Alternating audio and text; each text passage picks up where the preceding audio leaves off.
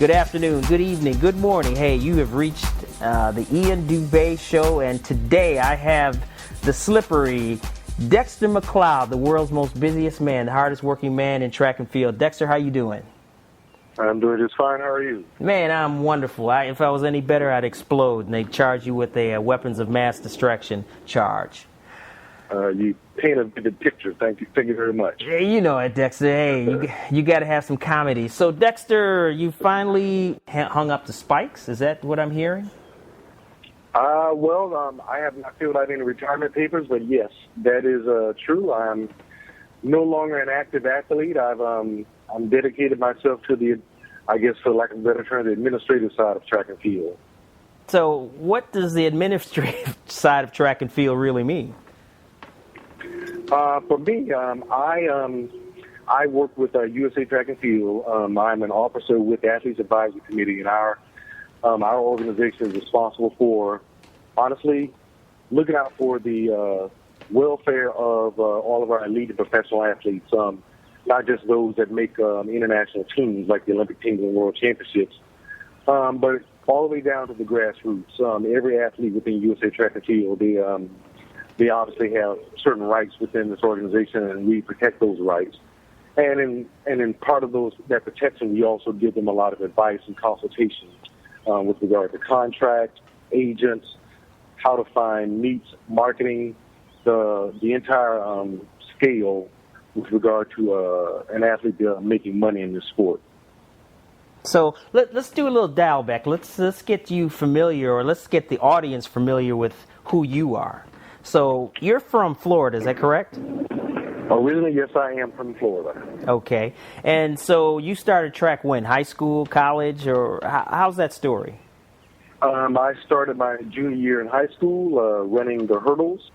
Obviously, I ran the 2 remaining years in high school, went on to college, Florida State University, and took my professional step immediately after that, trying to make an Olympic team. Qualified for 2 trials, didn't make any, so that's the downside. The upside is, I went around the world traveling, did a lot of things that I normally wouldn't have done if I had not been involved with track and field. And in the interim, I ended up winning 4 world titles, 4 indoor world championships. So it's not a completely down story. Well, okay, we're going to dial back. So here you are. You've had a collegiate career where you NCAA All-American when you're at Florida State. What yes. was your record there?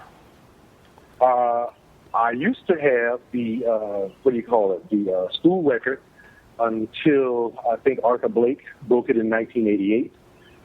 I ran, I believe in college, 13:53, something along those lines, but he ran 13:4.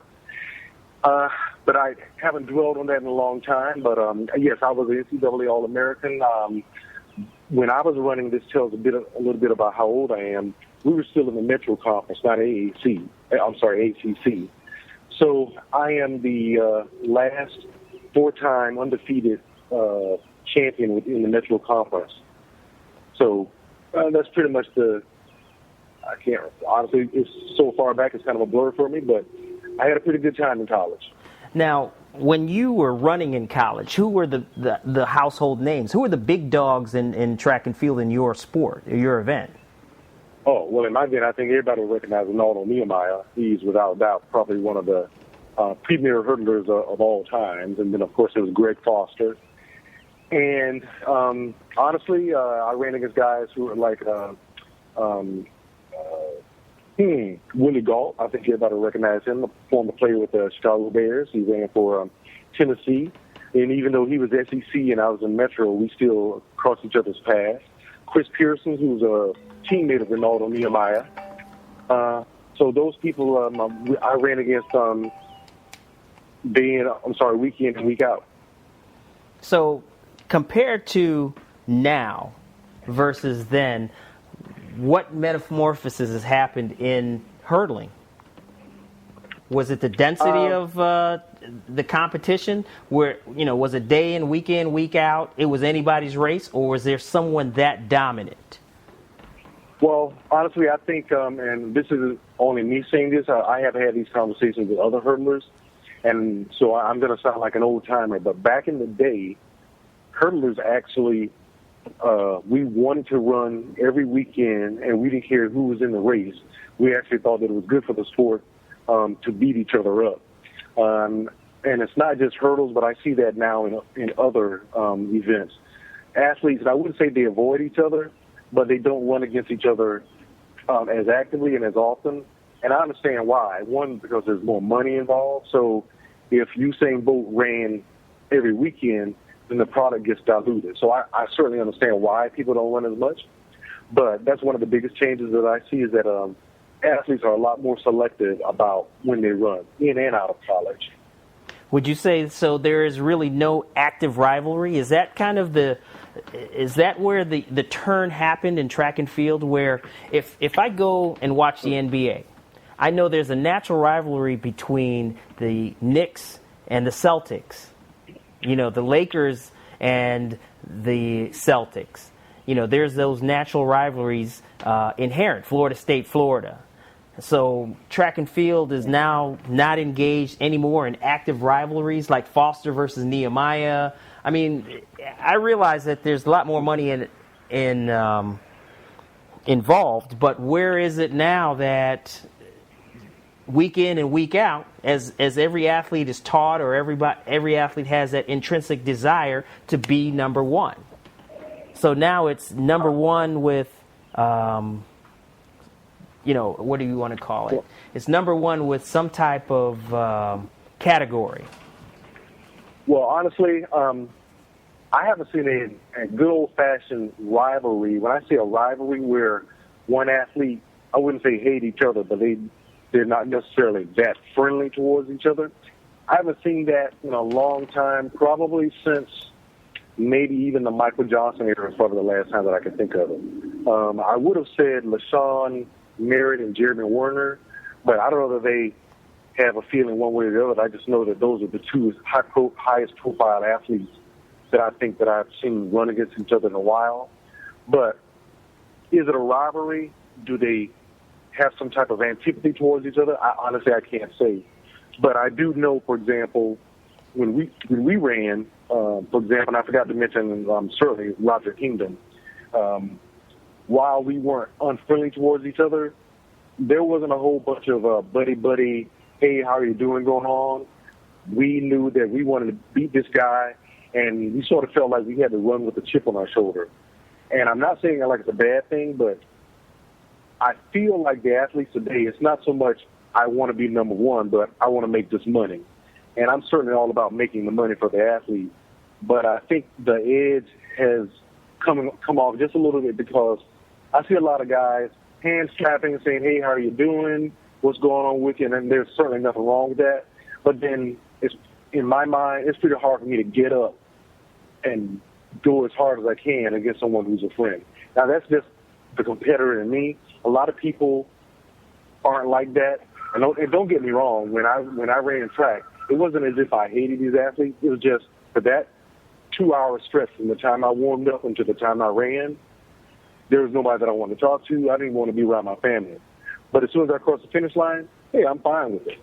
So maybe it might just be a reflection on me, but that's just my feeling about it. Now, okay, you say that there's no real inherent rivalries. It's buddy, it's all about the money. But do you think, and you said it, has that really diluted the product? Because, the media, once you're in the media, there's a story. So what's the storyline if, gosh, you're my friend, there's no inherent rivalry there? How does that become appealing to a regular consumer that says, you know what, this is kind of boring. Nobody has... there's no protagonist and antagonist. Any book that I read has a protagonist. It has an antagonist. It has a storyline. All the media looks for a story. Usain Bolt, Tyson Gay, Justin Gatlin, Carmelita Jeter, and Veronica Campbell, Lolo Jones, Kelly Wells, Dawn Harper. Even if there isn't anything there, they're going to find something there, because obviously they're trying to build an audience. So, they're gonna find the least, even what I refer to as a minute detail, it'll become something, especially around Olympics time. And all the better if the athlete sees it as an opportunity. And I don't put it above anyone. I kind of think that sometimes one athlete may talk to another and say, hey, you know what? We can get a lot more marketability out of this if people think that we don't like each other because we run against each other all the time. And hey, whatever works, because in the end, this is a professional sport and it's also entertainment. Exactly. And we as the regular consumer want to be entertained. I mean, I remember the great debate when Dennis Mitchell and his Green Machine persona started challenging King Carl and started to try to change the establishment. And it made good TV fodder. It made good entertainment. It made people root for one person versus the other. You talked about Michael Johnson. You talked about Jeremy Warner and LaShawn Merritt, because there was that rivalry there. That's something that was always talked about. And it just seems like that's a missing ingredient in making our sport really the forefront of athletics. And if you remember way back in the day, remember when USA versus Russia, where USA was the protagonist and Russia was the antagonist, and you had that storyline of the illicit drugs. Now, the illicit drugs is the first storyline, and then the afterwards. Is this person on it, or are they not on it when they run fast? And that's kind of I think it's a sad state of affairs for our sport. So now let's move forward here. You're now involved heavily in AAC. Your role as secretary. What does that role encompass? Well, I always try to impress upon people that being the secretary doesn't mean that I just take minutes. I work closely with John Drummond, who's the chair of Athletes Advisory, and honestly, what we do is we take care of the day-to-day affairs, as I said, of being the stewards of the athletes' rights. Just honestly, anything that's athletes involved. USA Track and Field uses us as a liaison to the athletes. We communicate the interests of the athletes to USA Track and Field with regard to how our international teams are selected, how the national team staff, including medical staff, is selected. Even down to something as minute as we want a Pizza Hut, and I'm just exaggerating to make a point, when we go to Moscow because we don't like the foods. So we honestly, we're like the godfathers for the athletes, for the international teams. So part of what I do is on a day-to-day basis is I'm always talking to someone in USA Track and Field, whether it's Beacon Suggs, who's responsible for the funding, Aaron McGuire, who does international teams, Sandy Snow, who's a high-performance manager. It goes on and on. Whatever the detail or the situation is at the time, John Drummond and I, as well as Alan Johnson, who's the vice chair, we deal with those issues as they come up. We have weekly high-performance calls with Benita Fitzgerald, who's the chief of high-performance at USA Track and Field with regard to the high-performance plan, funding for athletes, putting on domestic meets, international meets, how we will spend our money, because Athletes Advisory, we have a budget that we use for the athletes. So, on any given day, you can call me and there's a different fire going on. Now, you talk about fires, all right. So it's fires amongst the athletes, I'll assume. Or is it fires amongst the national governing body, the way it applies to athletics? It's a fire wherever a fire can break out. For example, as you said, outside of athletics, I deal with the governance manual and bylaws with regard to our rights. I sometimes, we have USA Track and Field has a governance manual like any other organization that they use to govern their day-to-day affairs. So these bylaws get amended every 2 years, or can be. So there are times when we feel it's necessary to put in a an amendment change, a request amendment change, because we think that it adversely affects an athlete's rights. In the same vein, there's also a rules handbook that's modified every 2 years. So, for example, 2 years ago we had had issues with regard to the no false start rule, and at the same time we have to be in alignment with the IAAF as well as the IOC. So I have to keep an eye on things on the international scene as with regard to how they affect our athletes, and vice versa. So I have to have many hats at times. I have gone to the board with regard to marketing ideas, with regard to marketing our athletes, how they can steer more money toward our athletes, because while this is a professional sport, it's for lack of a better term, a poor professional sport when compared to the NBA or the NFL. So a large part of what we do is we're always trying to figure out how to increase the marketability of our athletes. We take our higher tier athletes like Simon Rickles-Ross or Allison Felix, and of course everyone sees them, everyone knows them, the media loves them. So we try to find out ways to make other athletes just as marketable as those athletes. So again, back to my particular role. My role is honestly to support the athletes, to support the other officers. We have John Thurman, who's the chair, Alan Johnson is the vice chair. We have Michelle Lewis, who is a USOC AAC representative, as well as John Nunn, and we have Leslie Higgins, who is our treasurer. So we have an organization within the organization that deals with just taking care of our athletes. And when I say taking care, it's not as if these athletes are children. Obviously, they are professional athletes; they are adults. But we work just like the NFL Players Association with the pro football players or the NBA Players Union. So, all right. So you are the advocate for the athletes. Now, you talked about a lot of athletes. You talked about the big name athletes.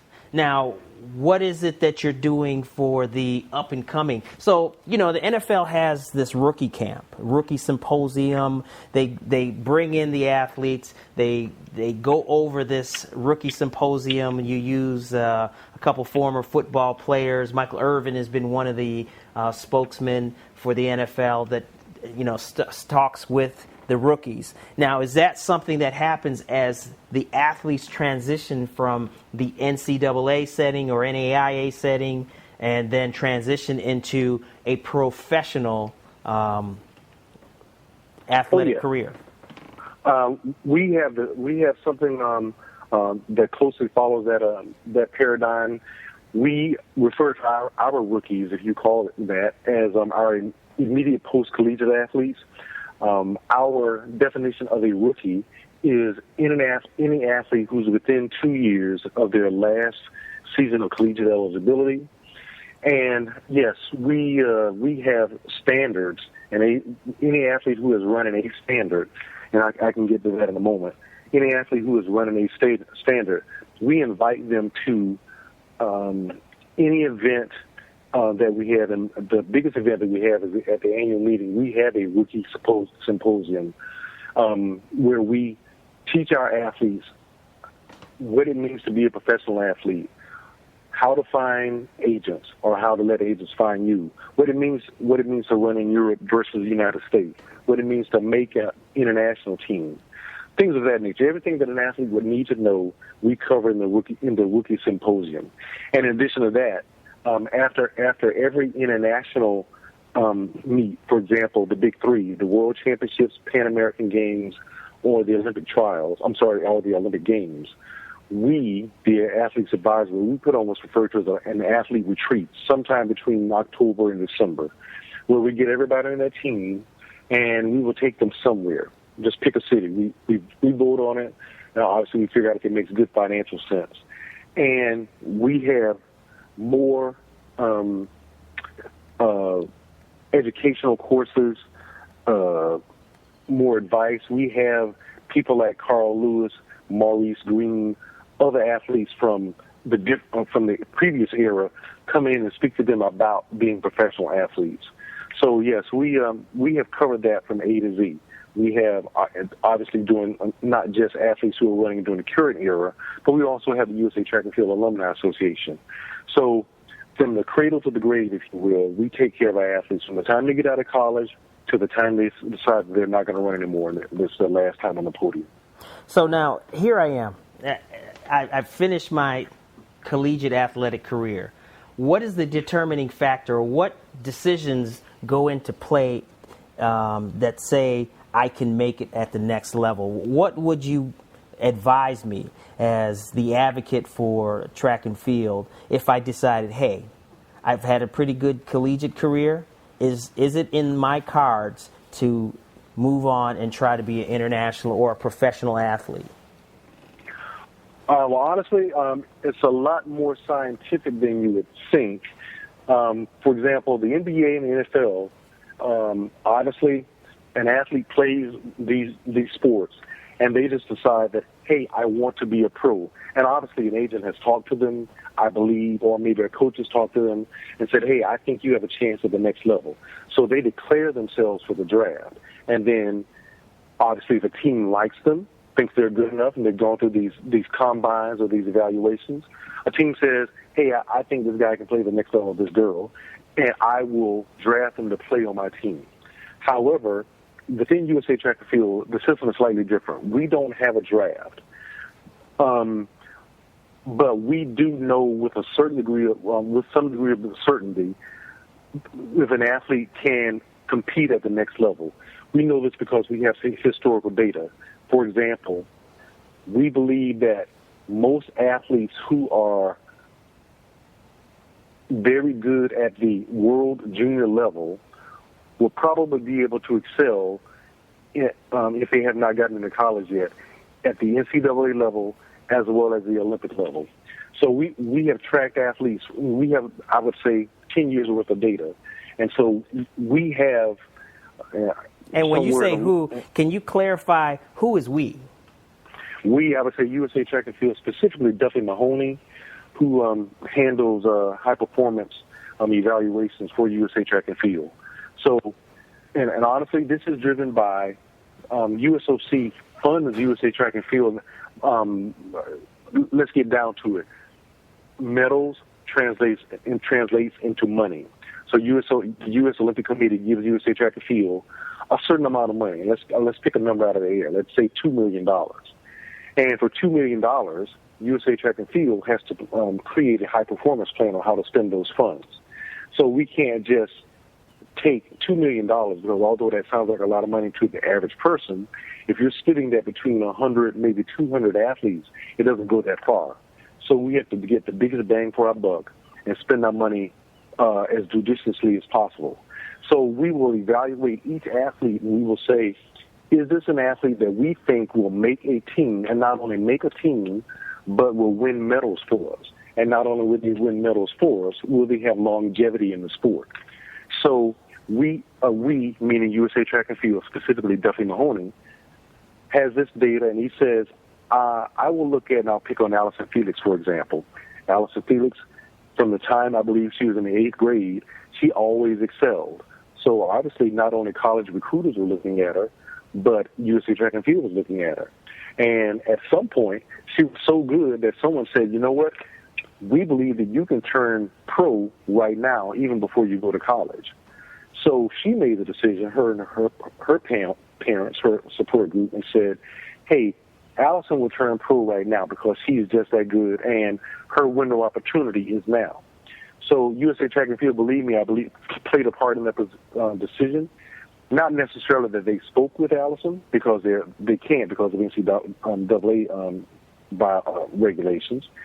But I believe they said, if Allison makes that team, or if Allison turns pro, this is someone that we can help get to the next level. And that help could have been anything from giving her advice on where to find agents. This is where the athlete's advisor comes in. Or just honestly just putting her in track meets, exposing her to world-class competition to see how she would react. And obviously she reacted and she excelled.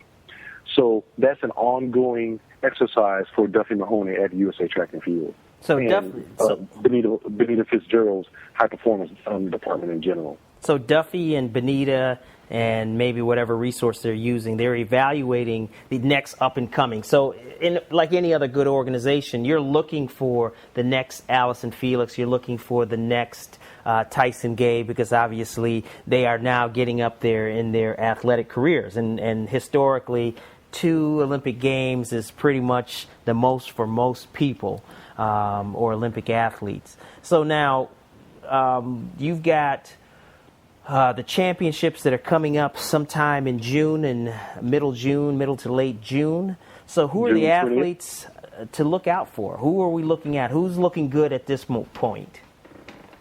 At this point, as of today, I'd say, honestly, if you're involved with track and field, these names won't be unfamiliar to you, but people like Aries Merritt, Carmelita Jeter, Allison Felix, Sonia Richards-Ross, Tyson Gay, Justin Gatlin. These are people who have made teams before, and we believe that they're best bet to make a team again.